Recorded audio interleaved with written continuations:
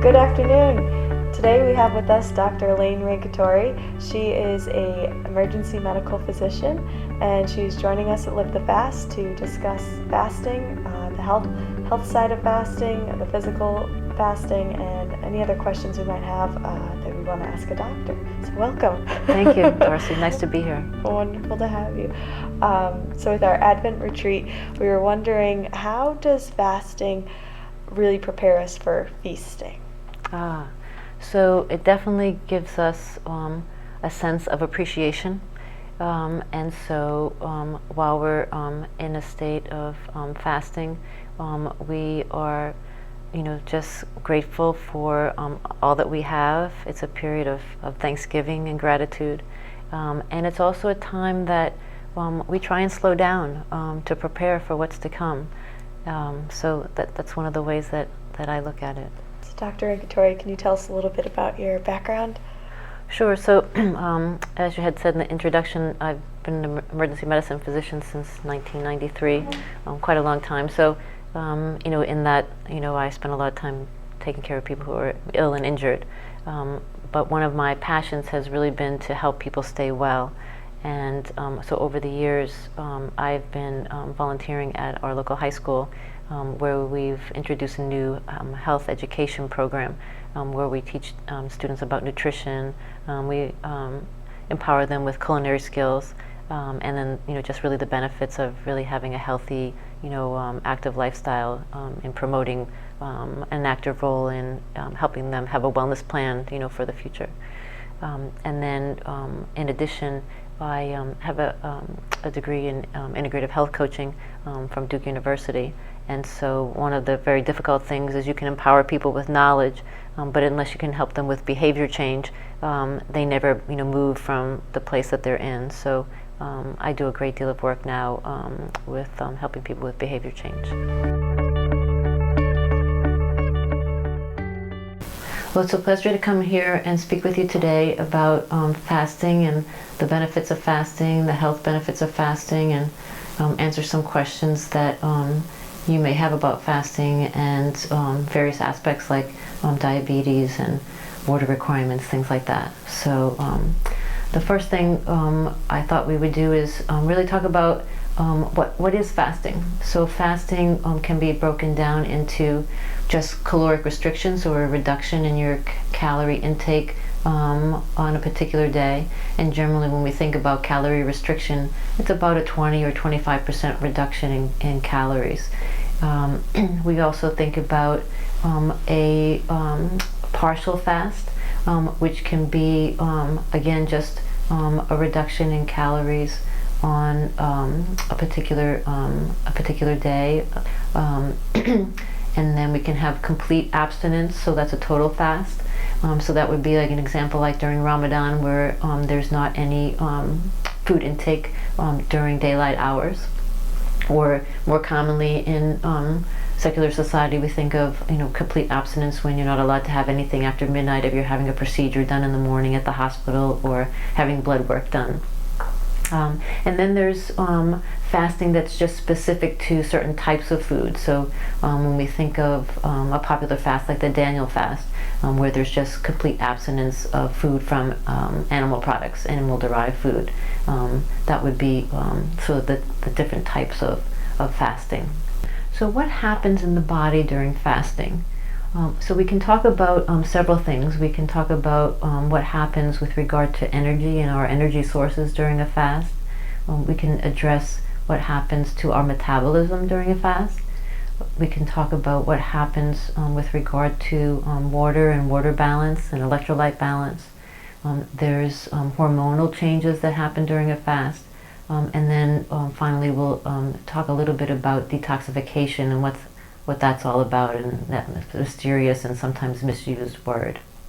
So the first thing is we'll talk about energy. And so when the body is in a fast, so even just like when you go to sleep at night and until you wake up in the morning, there's no food coming in. So the body needs an energy source. That energy source comes in the form of glucose that's stored in both the liver and in the muscle. And that storage form of glucose is called glycogen. And the majority of glycogen that's available to us is really the glycogen that's stored in the liver. and there's about 2,000 kilocalories available to us for an energy store. Once all of our glucose or glycogen is used up, the next area that we can use for energy is fat. So we have fat stores in our body, and the fat can either be broken down into its smaller parts to then be used to make glucose, and that is the preferential fuel source for our brain. But we can also break down fats and form ketone bodies that can be used for energy. So you've heard often, probably in particular with the Atkins diet, when people are in ketosis, it's because they're now using their fat stores for fuel, and they're making these things called ketone bodies, and so that's the ketosis. And then finally, if we weren't to take any food in at all, our last remaining energy source is our muscle. So we use the protein in our muscles to then again be able to be broken down to make glucose, so that we have the glucose to use. So we don't want to necessarily get to that point, but that's what happens sort of when you see people who have gone through periods of starvation. What happens to our metabolic rate? Well, when we don't take any food, or we're reducing our calorie intake, then the body wants to make sure we have enough energy to keep us alive, and in particular have enough energy to use for brain function. So it may then want to reduce our needs so that we have more ability to stretch that precious fuel out to sustain ourselves. So then what will happen is our body then may reduce its metabolic rate so that we have less requirements. So one of the things that might happen, instead of sort of being exothermic where we're generating heat, when we have plenty of calories coming in, when we reduce our metabolic rate, we have a difference in our temperature, and so oftentimes people know when their blood sugar is getting low, for instance, because they get kind of chilly or they feel cool. So our metabolic rate can change or stay the same depending if it's an absolute fast or not. We have a change in hormones also in our body, and one of the beautiful things that happens is we have a change in our insulin production. So we're not bringing in this massive amount of food, so our fasting glucose tends to regulate and be more normal. So then also our insulin levels aren't so high, and also our insulin sensitivity improves. Another thing that's interesting is that we also have an increase in our leptin, so that our appetite will decrease. So those are two interesting hormonal changes that occurs during fasting. Water. Water is very important during fasting, as it is every day of our life. So most of us actually don't intake the proper amount of water on a daily basis, so we're usually chronically dehydrated. But also it's very important, during fasting that we do take in water. Those that live in very warm climates, they'll run out of water very, very quickly and start to suffer the consequences of dehydration earlier than in a cooler climate. Also those who are very physically active, they'll have water losses from sweat. So again, they can get water depleted fairly quickly. For most of us, we're about 60% of our body weight is water. In infants, they're actually about 75% of their body weight is water. So if you are partaking in the fast, drinking your water is very, very important. For the average person of 150 pounds, they're about then 70 kilograms. So you need about an ounce of water per kilogram of body weight, or a half an ounce per pound of body weight. So a 150 kilogram person would need about 70 ounces of water per day to maintain their state of hydration. Actually, it is possible to drink too much water, and there's actually a condition called water intoxication. And one of the sort of local examples of the consequences of that was in the early marathoning days, where the fluid replacement was just water and not anything that had electrolytes in it. And so for that length of time, especially for the 4-hour marathoners or longer that are out there, they're losing fluid and electrolytes. So if you're just taking in water, it dilutes down the sodium in the body, and then makes you prone to very serious health consequences, not the least of which is seizures from the low sodium content, because you're diluting all your electrolytes. So water intoxication is very dangerous. And the next part of, or the last topic, at least with regard to the physiology of what happens during fasting, is to talk a little bit about detoxification. And so what happens with that when people say they're on a detox, what it really means is that when you're not taking in the usual amounts of food, the body doesn't have to utilize much of its resources and time on digestion. We'll show a slide a little bit later about the complexities just of breaking down food during digestion and then taking all those nutrients and sending them off to the places that they're needed. So when the major detoxifying organ, the liver, isn't busy with digestion, it has time to do the other important tasks that it needs to do, and one of which is detoxifying harmful chemicals that come in our body, and either in our foods that we're exposed to in our environment through drinking from plastic bottles. There's a whole host of things, as well as its job in detoxifying drugs. So if the liver has the opportunity to not have to be busy with digestion, it has it's time now to detoxify. And a lot of those toxins are stored in our fat. So when the fat's being mobilized for an energy source, those toxins are also released.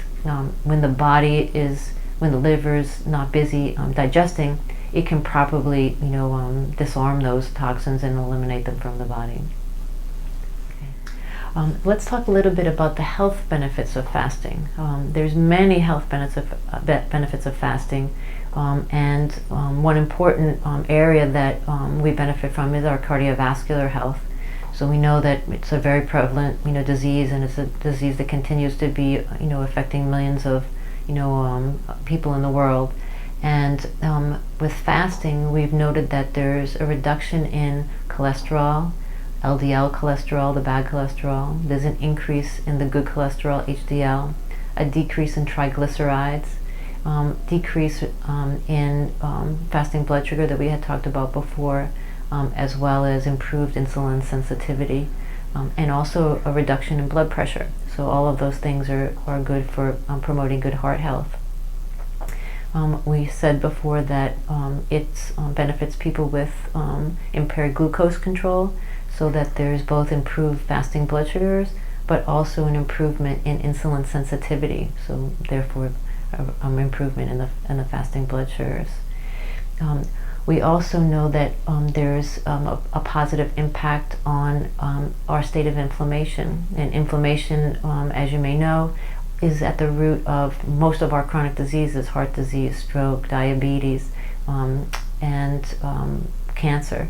And so when we look at those markers that we usually monitor as signs of inflammation, those are also reduced with fasting. And then finally, the body is always making these highly charged oxygen compounds. They're called free radicals. And so also with fasting, we see reduction in the markers of oxidative state as well. In addressing a little bit about fasting and diabetes, so there may be some of you here today that are worried about how could I fast if I'm a diabetic, and so each of you may be a little bit different, because some of you may be diabetics and you're taking insulin. Some may be on oral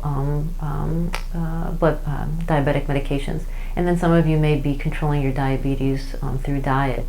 So the advisement for all who are diabetic is to, one, approach the topic with your doctor so that they can be prepared to assist you in how you should monitor your blood sugar during the fast and after the fast, but also to be prepared to adjust your medications as we have seen through research both on humans and animals, that your blood sugars are likely to improve, and your insulin resistance, if you make it, is likely to decrease, so you're more sensitive, so that you may need a reduction in your medications. So it will be very important for you to monitor your blood sugars throughout the fast, and then in between days, if you can continue to regulate your caloric intake. So what might I suggest for those of you who are fasting beginners? My first thing is that you should congratulate yourselves for making the commitment to prayer and fasting. And as you embark on your journey, be kind to yourselves and accept where you may be at your starting point. Some of you may be ready to just jump right in and feel confident that you can do a fast.